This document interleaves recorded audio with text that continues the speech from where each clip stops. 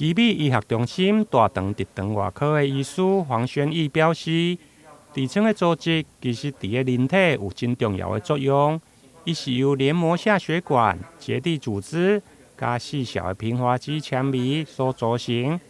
伴演着软垫。有缓冲甲协助封闭肛门的作用。而一般咱讲的痔疮是已经产生症状的病态组织，依照严重的程度，大约有分4级。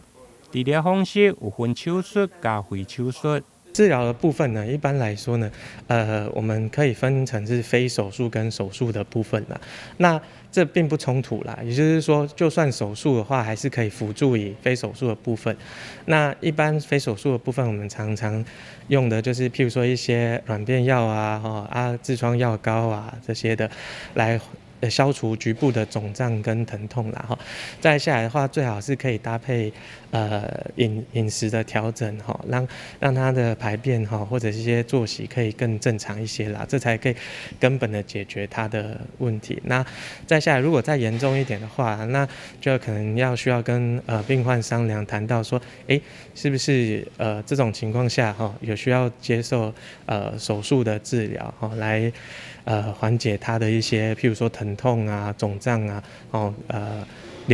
持续出血的一些情况，这样子。医师强调，出血或者是血便，无一定是痔疮，一定要先排除无正确的出血，才袂去耽误着治疗的时程。另外，伫个痔疮哪来哪能轻化的状况，医师嘛呼吁